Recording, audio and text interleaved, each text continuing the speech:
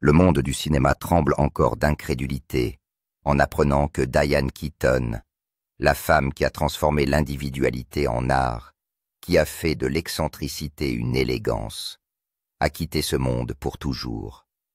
Pourtant, parmi le flot d'hommages, les bougies incandescentes et les millions de mots tristes, une seule voix a percé à travers le bruit. Dexter, la fille, que Diane aimait de tout son être, s'est exprimée pour la première fois, non pas avec des larmes, mais avec vérité. Ses paroles ont révélé une face cachée de la vie de sa mère que le monde n'avait jamais connue. Ma mère, dit-elle, était une femme qui aimait profondément, mais elle portait un regret qui ne s'est jamais estompé. Il s'est avéré que son cœur avait subi plus de fractures qu'on ne pouvait l'imaginer. Dexter a raconté que sa mère avait passé sa vie à aspirer à l'amour, mais qu'elle avait toujours choisi la solitude. Elle était radieuse aux yeux du public souriant, sous les flashs des appareils photos, toujours forte, toujours posée. Mais derrière les portes closes dans les ombres tranquilles de sa maison, elle était simplement une femme qui regardait son propre passé. Des lettres fanées, des photographies jaunies et les échos d'histoires d'amour inachevées qui refusaient de mourir. C'est alors que Dexter fait une révélation obsédante, une accusation contre Hollywood lui-même. Pendant les dernières années de sa mère, alors que la maladie rongeait son corps et son esprit, pas une seule personne de ce monde étincelant n'est venue lui rendre visite. Le monde entier, dit-elle, avait déjà abandonné ma mère, comme si elle était morte bien avant son corps. Le monde entier, dit-elle, avait déjà abandonné ma mère, comme si elle était morte bien avant que son corps ne le fasse. Alors qui était vraiment Diane Keaton derrière ses sourires sans fin? Comment la femme qui a inspiré des millions de personnes a-t-elle vécu quand personne ne la regardait? Diane Keaton a adopté son premier enfant, Dexter Dean, en 1996, à l'âge de 50 ans. Une décision qui a provoqué une onde de choc à Hollywood. À l'époque, Diane Keaton était au sommet de sa carrière farouchement indépendante, célèbre pour son célibat, et disait souvent en plaisantant « La relation la plus longue que j'ai jamais eue, c'est avec mon travail. » Mais après des années passées à courir après les histoires, les applaudissements et la perfection, elle s'est rendue compte que ce qui manquait à sa vie n'était pas l'amour romantique, mais la possibilité de donner de l'amour librement, sans condition, à une autre âme. Lorsqu'elle a ramené le bébé Dexter à la maison Keaton, a déclaré dans une interview « Je n'ai pas besoin de lui donner naissance pour être sa mère. Il me suffit de l'aimer. » 4 ans plus tard, en 2001, elle adopte un petit garçon Duke, qu'elle appelle « le deuxième cadeau de ma vie ». À cette époque, elle assume des rôles plus matures et introspectifs, et le fait d'avoir 2 jeunes enfants à la maison l'oblige à réinventer complètement son univers. Les petits matins, les histoires à l'heure du coucher, les courses d'école à la hâte, tout cela était nouveau pour cette femme qui croyait que la solitude était sa plus grande joie. Mais rapidement, Keaton s'est rendu compte que la maternité apportait un bonheur plus profond que n'importe quel triomphe cinématographique. Ses amis se souviennent qu'elle était une mère dévouée et méticuleuse qui protégeait farouchement la vie privée de ses enfants. Bien qu'adorée par des millions de personnes, elle veillait à ce qu'aucune caméra ne s'immisce jamais dans la vie de Dexter ou de Duke. Keaton voulait qu'ils grandissent en paix, qu'ils vivent une enfance ordinaire sans le fardeau de la célébrité. Elle leur a appris que la paix valait plus que la gloire et que la gentillesse l'emporterait toujours sur la reconnaissance. Pour Keaton, la maternité n'était pas un rôle, c'était sa vérité. Elle n'avait besoin ni de scénario, ni de projecteur, ni d'applaudissements. Juste elle, ses enfants, et le rythme tranquille de la vie quotidienne. Pendant des années, Elle a construit un petit sanctuaire pour Dexter et Duke, les protégeant du chaos d'Hollywood. L'amour, croyait-elle, n'a pas besoin d'être exhibé pour être réel. Mais lorsque Diane Keaton est décédée le 11, ce mur d'intimité s'est ouvert pour la première fois. Et c'est Dexter, aujourd'hui âgé de 30 ans, qui est entré dans la lumière pour s'exprimer. Dans sa douleur, elle a révélé le portrait d'une femme que le monde croyait connaître, mais qu'il n'a jamais vraiment connue. Sa mère, dit-elle, était à la fois fragile et intrépide. Elle ermait sans règles, vivait sans faux semblants, et a donné tout ce qu'elle avait à ses enfants, jusqu'à son dernier souffle. Dexter a grandi entouré d'une mère qui ne parlait pas souvent d'amour, mais qui le montrait dans chacun de ses gestes. Keaton ne visait jamais la perfection, et c'est ce qui la rendait parfaite. Chaque matin, elle leur préparait le petit déjeuner, choisissait leurs vêtements pour l'école, et chaque soir avant de se coucher, elle leur demandait « Qu'est-ce qui t'a rendu heureux aujourd'hui ?»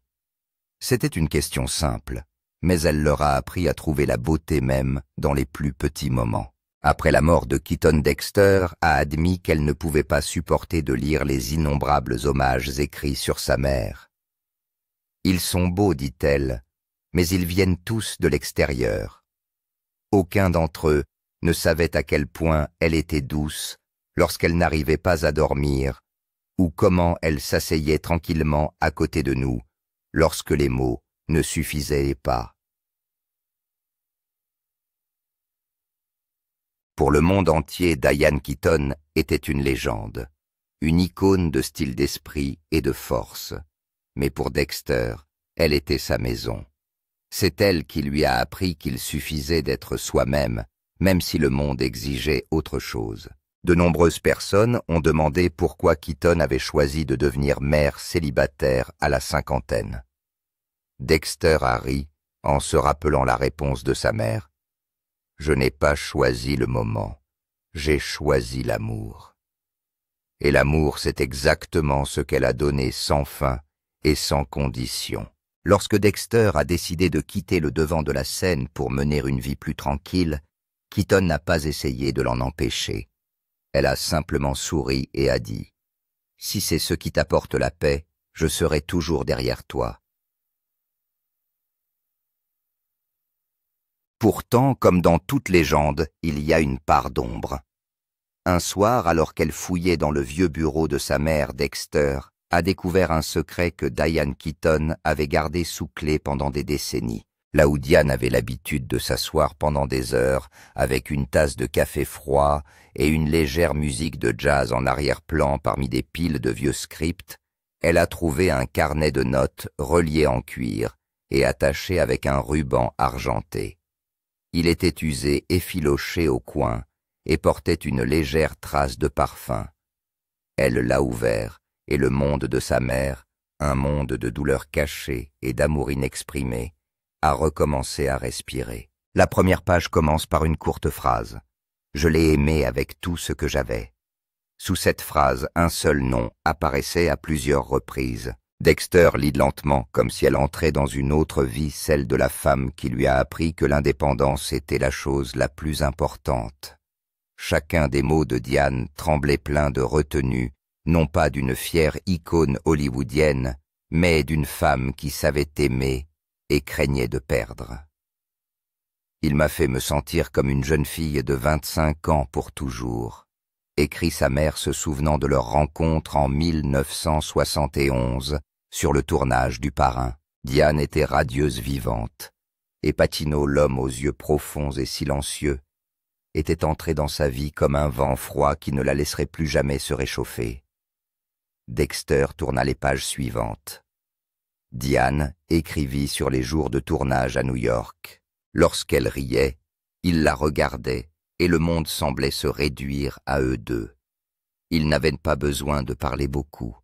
Nous avions juste besoin d'être silencieux ensemble, écrit-elle. Dans de longs passages remplis de nostalgie, Diane décrit comment Pacino la faisait rire dans les moments de tension, comment il traversait Los Angeles la nuit, avec Fly Me to the Moon de Sinatra à la radio, ses pieds sur le tableau de bord, les cheveux ébouriffés par le vent.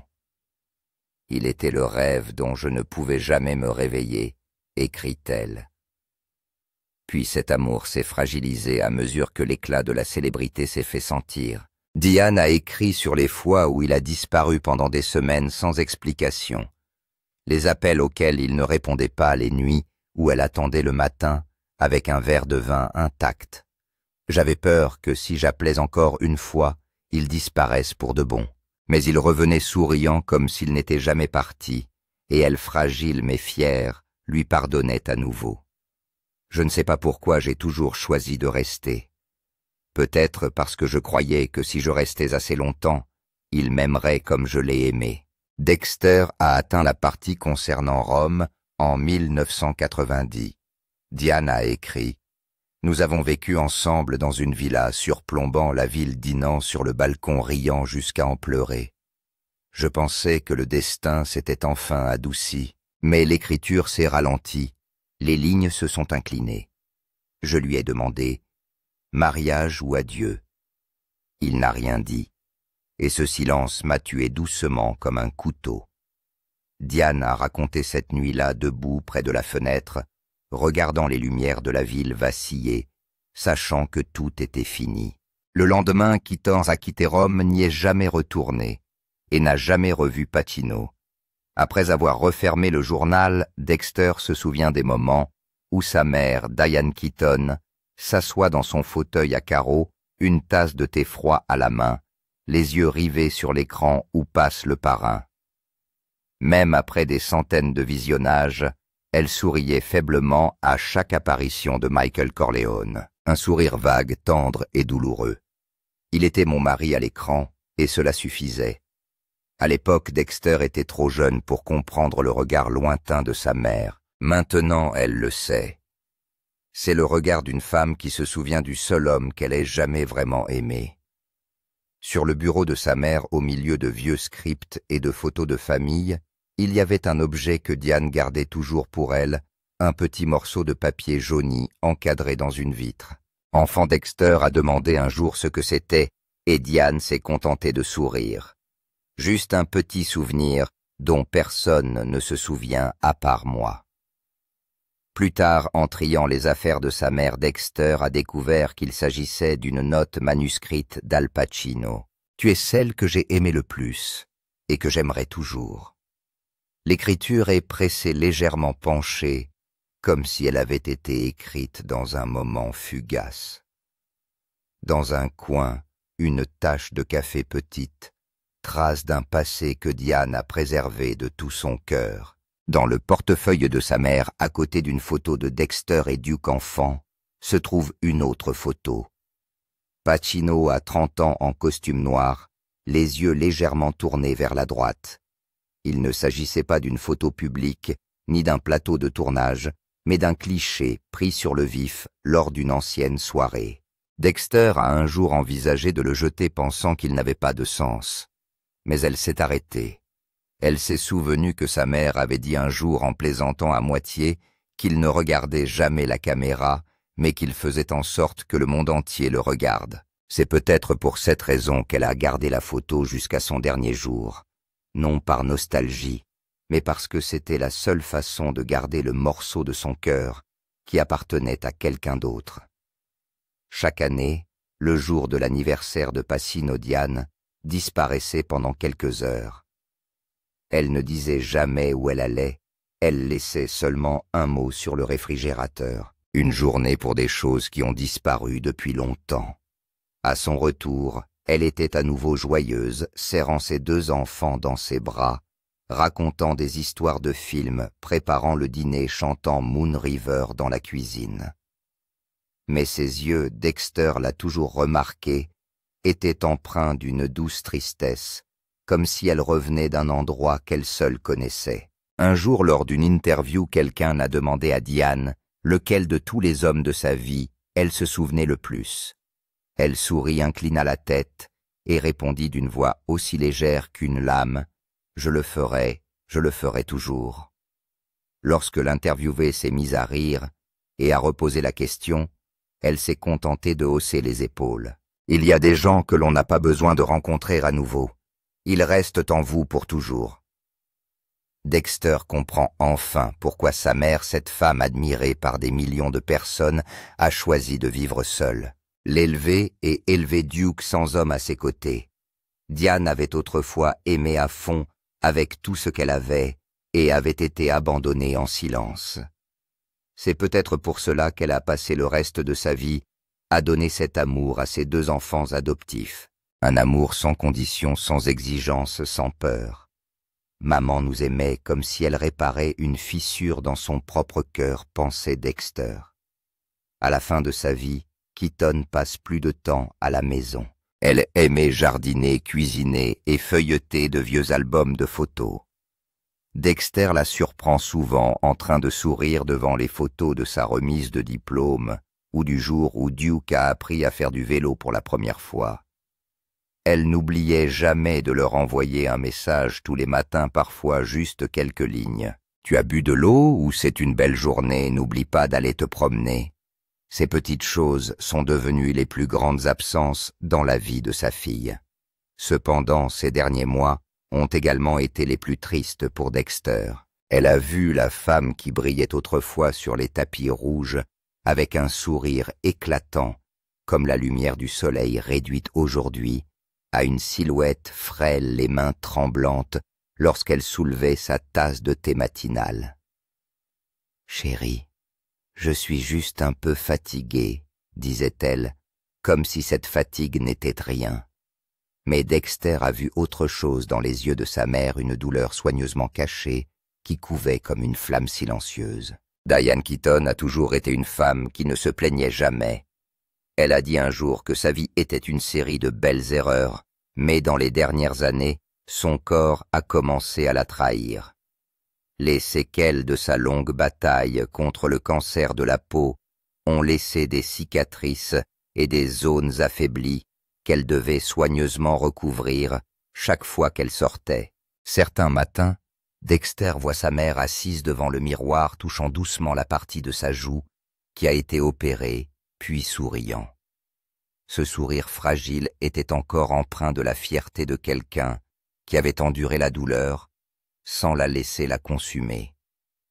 Mais le corps n'est qu'une partie de l'histoire. Ce qui est plus cruel, c'est la maladie invisible dont Diane avait parlé, celle qui la rongeait, de l'intérieur.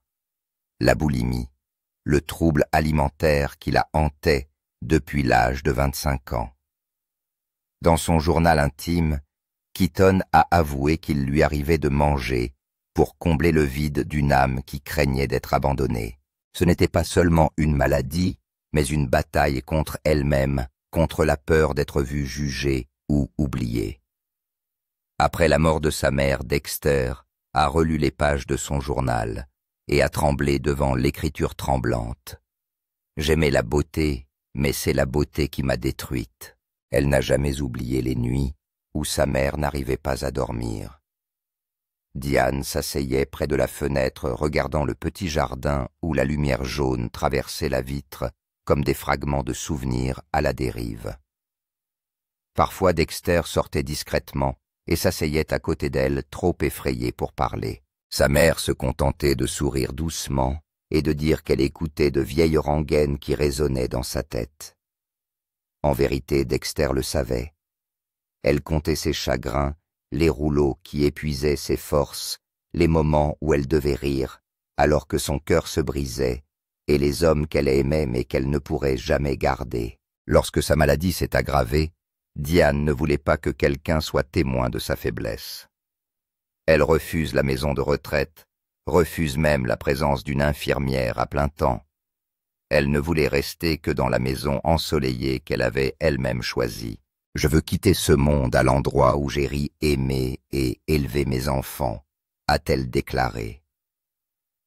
Dexter et son frère Duke s'occupaient d'elle à tour de rôle, préparant le thé, lisant le journal, jouant de vieux disques de jazz qu'elle adorait. Bien que frêle, Diane fredonnait doucement la voix tremblante, mais chaque note était empreinte d'une liberté tranquille, comme si elle faisait ses adieux à la vie, avec ce qu'elle aimait le plus, la sincérité. Dans les derniers jours de sa vie, Dexter a découvert une petite pile de papier dans le tiroir de chevet de sa mère. Il contenait des notes intitulées « Things I'm grateful for, chose », pour lesquelles je suis reconnaissante.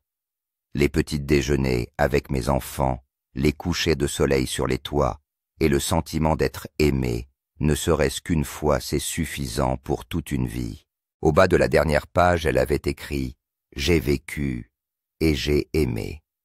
Le reste que la lumière le garde pour moi. » En lisant cela, Dexter fond en larmes, fondant. Pourtant, Dexter s'en souvient clairement. Pendant les derniers mois de sa mère, un silence glacial régnait dans leur maison de Brentwood.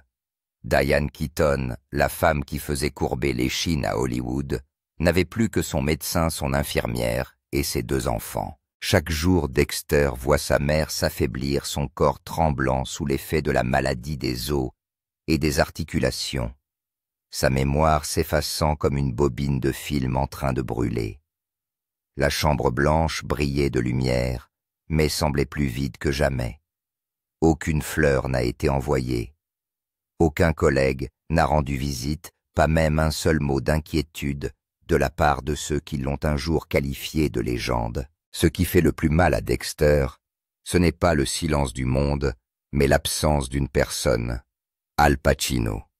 Le nom qui apparaissait dans toutes les histoires, la raison pour laquelle sa mère souriait chaque fois qu'elle évoquait le passé. Mais au cours de ces derniers mois, il n'y a eu aucun appel téléphonique, aucun message, aucun signe indiquant qu'il se souvenait de la femme qu'il avait aimée de tout son être.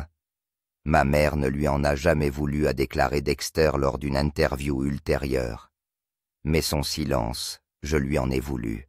Enfin, à l'aube du 11 octobre 2025, le soleil californien s'est levé doucement, déversant une lumière dorée à travers les larges fenêtres de sa chambre préférée. Sur le bureau, sa tasse de thé était encore chaude, ses lunettes posées sur un journal ouvert. Elle avait écrit sur l'amour comme elle le faisait toujours. Dexter fut le premier à remarquer l'immobilité. Sa mère se repose dans son fauteuil, les yeux fermés comme perdue dans ses pensées. Diane n'est plus là, aucun son, seulement un dernier souffle qui se dissout dans l'éternité. Dexter appelle Duke, la voix tremblante. La maison, autrefois remplie de la force tranquille de sa mère, se sentit soudain vide. Même les murs ont semblé pleurer cette perte. La famille a publié une courte déclaration. Diane Keaton s'est éteinte paisiblement chez elle, entourée de lumière d'amour et du monde qu'elle a construit de ses propres mains. Dans les heures qui ont suivi, Dexter et Duke se sont assis dans le jardin qu'elle entretenait autrefois, parlant de ses rituels quotidiens, de son thé matinal, de ses longues promenades, de ses interminables carnets remplis de pensées jamais partagées. Ils décidèrent qu'il n'y aurait pas de grande cérémonie, pas de caméra, seulement des bougies, de la musique douce et des mots sous l'arbre qu'elle avait planté. Ce soir-là, la maison rayonnait de l'intérieur, une lumière dorée scintillant à travers les fenêtres, comme la chaleur qu'il avait suivie toute sa vie. La nouvelle du décès de Diane s'est rapidement répandue. People a confirmé que l'actrice oscarisée et icône d'Hollywood était décédée à l'âge de 79 ans.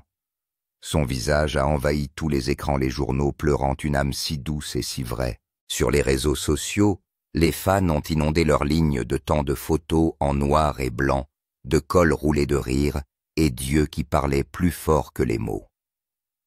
Devant sa maison de Brentwood, une petite foule s'est rassemblée, apportant des fleurs, des bougies et des cols roulés blancs soigneusement pliés.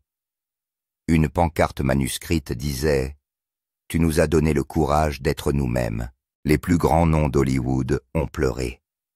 Al Pacino, son ancien grand amour, a publié une simple déclaration. Elle était le miroir silencieux de mon cœur. Meryl Streep, Steve Martin, Woody Allen, Bette Midler et Leonardo DiCaprio ont tous partagé leurs souvenirs d'elle. De son esprit, de son intelligence, de sa gentillesse et de son authenticité intrépide. Le soir même, l'Académie a publié une bobine d'hommage. Le sourire de Diane illumine à nouveau l'écran de Los Angeles à Rome. Annie Hall Red's Marvin's Room. Il faut bien que quelque chose se passe. Chaque scène, chaque moment d'amour et de solitude s'entremêlent. Diane Keaton n'était pas seulement une star, mais un symbole de force, de résilience et d'amour tranquille et durable. Sur le doux bourdonnement d'un piano, la voix de Diane s'est fait entendre tendre et puissante à la fois. L'amour est le plus grand des risques. Dans les salles de cinéma du monde entier, même des étrangers ont pleuré. Ce n'était pas seulement du chagrin, c'était une reconnaissance comme si une génération disait au revoir à son reflet. Dans les cafés, on prononçait son nom comme on le ferait pour un ami cher. Des couples âgés se tenaient de la main en silence. Des femmes de tous âges lui ont rendu hommage. Elle nous a fait sentir que nous étions vus. Elle nous a fait croire que nous pouvions être nous-mêmes. Et ce sentiment a résonné comme un souvenir commun, arraché au temps une chaleur qui ne reviendrait jamais. Aujourd'hui, alors que tout n'est plus que souvenir, Dexter veut parler une dernière fois de sa mère. Pas l'actrice talentueuse, pas la légende hollywoodienne, mais la femme qui a choisi de l'aimer sans lien de sang. Keaton ne s'est pas contenté de lui offrir un foyer. Elle lui a appris que le véritable amour n'a besoin d'aucune condition, d'aucune reconnaissance. Il a seulement besoin de vivre et d'être donné. Dans son dernier hommage, Dexter a écrit « Ma mère a dit un jour que si elle pouvait choisir à nouveau, elle nous adopterait encore, Duke et moi. J'aimerais juste pouvoir lui dire que si je pouvais choisir à nouveau, je choisirais encore d'être sa fille. » Pendant près d'un demi-siècle, Diane Keaton a été la conscience d'Hollywood. La femme qui riait de la douleur, qui portait l'humour et la grâce comme une armure, transformant l'imperfection en beauté. Sa disparition n'est pas seulement la perte d'une star, mais la fin d'une époque où la sincérité comptait encore. Pour comprendre qui était Diane Keaton, il faut se pencher sur le silence qui l'a façonné.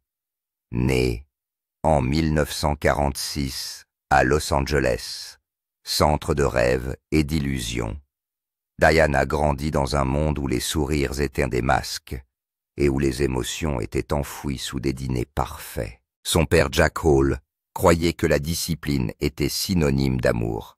Sa mère Dorothy, Diane Keaton Hall, ancienne, Miss Los Angeles. 1955 était rayonnante, mais rapidement engloutie par les rôles d'épouse et de mère. Dans ce foyer apparemment heureux, Diane a appris très tôt à lire entre les silences, à comprendre que les apparences pouvaient cacher une vie entière en morceaux. Oh. En voyant les rêves de sa mère s'évanouir, Diane s'est jurée de ne jamais connaître le même sort. Alors que d'autres filles rêvent de clôtures blanches et de maisons douillettes, elle rêve de la scène d'un endroit où les émotions peuvent vivre librement. Les gens la qualifiaient d'étrange, d'imprévisible, mais c'est dans cette différence que Diane a trouvé son identité. Et en 1966, à l'âge de 20 ans, elle quitte Los Angeles pour New York, fuyant ainsi le conformisme et le nom de famille de sa famille Hall. Elle reprend le nom de jeune fille de sa mère Keaton, en hommage et en signe de rébellion. Manhattan l'accueille avec un froid glacial et un ciel gris sans fin. Diane loue un petit appartement délabré aux murs écaillés et au chauffage défectueux, dormant chaque nuit dans un vieux manteau. La ville n'est pas pour les âmes sensibles. Matinée passée dans les files d'attente des auditions après-midi à servir des tables nuit, à chanter dans des bars enfumés. Parfois, elle survit avec du thé et une demi-tranche de pain. Parfois, elle mettait ses chaussures en gage pour payer le loyer. Mais malgré la dureté de la situation, Diane a continué à écrire persuadée qu'il y avait en elle quelque chose qui valait la peine d'être entendu. Au milieu du chaos de la ville, Diane a trouvé le salut dans le théâtre, où pour la première fois, elle a été vraiment vue et a eu confiance. Elle se rend compte que jouer n'est pas seulement une profession, c'est une façon d'exister. Chaque rôle lui a permis de récupérer une partie de la vie que le silence lui avait volée. New York n'a pas été facile. Mais c'est là que Diane Keaton s'est forgée forte, excentrique, audacieuse et rayonnante dans sa douloureuse honnêteté. Et c'est de cette petite chambre froide qu'est née une légende du cinéma. Née de la solitude de la rébellion et de la conviction inébranlable que la différence est la seule forme de salut. Sous l'ombre de la solitude, un feu tranquille s'est allumé sacré, persistant et éternel. En ces jours sombres de faim, de rejet et de froid, Diane Keaton a forgé la volonté et l'art de toute une vie, transformant le silence hanté de son enfance en une voix puissante qui a inspiré des générations à vivre et à dire leur vérité. En 1968, après 2 ans de lutte pour survivre à New York, l'occasion se présente enfin. L'héritier de la comédie musicale de Broadway recherchait un visage brut non poli réel. Diane auditionne pieds nus, le cœur battant à tout rompre, mais les lumières de la scène semblent l'appeler par son nom. Pour la première fois, elle ne se produisait pas pour être acceptée. Elle se produisait pour vivre sous les feux de la rampe. Diane a senti 20 ans de silence se dissiper, remplacés par quelque chose de vivant, de vrai et de féroce au-delà des mots. À partir de ce moment, la légende a commencé. Chaque rejet lui a appris la résilience. Chaque facture impayée la rendait plus forte. Bien avant les Oscars, avant Le Parrain, il n'y avait qu'une jeune fille perdue dans la neige de New York.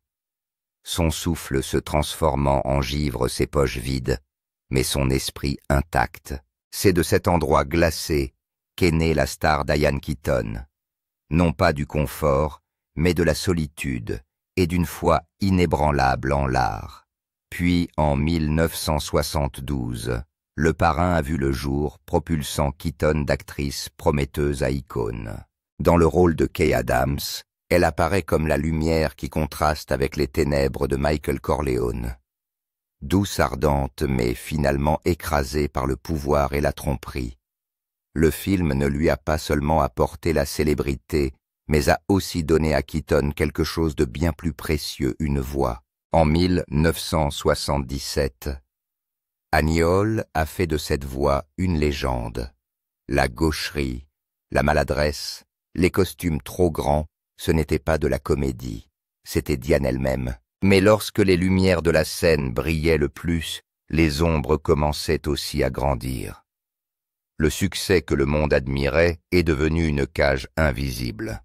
Chaque nouveau scénario était un test impitoyable. Diane travaillait jusqu'à l'épuisement, mémorisant les répliques, même après que l'équipe soit rentrée chez elle, craignant même de se reposer. « Je ne dors pas », a-t-elle dit un jour. « J'ai peur de m'arrêter. Plus elle montait, plus l'air se raréfiait. » Son rire, autrefois pur, résonnait maintenant comme un son creux dans une pièce fermée. Lorsque Reds est sorti en 1981, Keaton y a déversé tout ce qui lui restait. Intellect, émotion, endurance. À la fin du tournage, elle s'est assise dans sa voiture et a pleuré. Pas par tristesse, mais parce qu'elle n'avait plus rien à donner. Le film est un succès, mais Diane se sent vide comme une bougie qui aurait brûlé trop fort pour continuer à exister. Au cours des années 1980, sa carrière ralentit. The Little Drummer Girl est un échec cuisant, et Hollywood se tourne vers de nouveaux visages. Keaton s'est discrètement éloigné de l'écran, non pas en raison d'un échec, mais pour redécouvrir la vérité. Elle a rejeté les rôles prestigieux, écrit des scénarios, réalisé des films et vécu paisiblement dans son propre silence. Les applaudissements s'estompent, a-t-elle dit un jour, mais le travail, c'est ce qui vous sauve. Pour Diane Keaton, la gloire n'a jamais été la destination, mais la lutte elle-même. Chaque nuit blanche, chaque peur, chaque malentendu est devenu le matériau qui a forgé la légende qui porte son nom. La femme que le monde admire pour son rire a construit ce rire à partir de la peur. Diane Keaton, symbole de liberté et d'individualité, a payé sa gloire avec des morceaux de son âme. Si l'histoire retiendra toujours les Oscars, les rôles intemporels et les tapis rouges éblouissants, ce qui l'a vraiment défini, ce sont les heures invisibles, les 3 heures du matin, les heures de travail, les heures d'attente, les heures de repos, les heures d'attente et les heures d'attente. Mais ce qu'il a vraiment défini, ce sont les heures invisibles, les prises à 3 heures du matin, les larmes derrière les portes closes, le courage de continuer à se montrer, alors que le monde était déjà passé à autre chose. En fin de compte, elle a compris que la lumière la plus brillante est aussi la plus solitaire. Mais Diane ne lui en a jamais voulu. Elle a compris que la solitude lui permettait de voir la vérité de l'art de l'humanité et d'elle-même. C'était la victoire ultime. Lorsque le bruit de la célébrité s'est estompé, le silence qui la hantait autrefois est devenu son lieu de paix.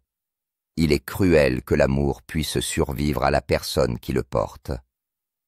Mais pour Diane, l'amour a perduré non pas dans les grandes romances, mais dans chaque image, chaque regard, chaque rire qu'elle a laissé derrière elle.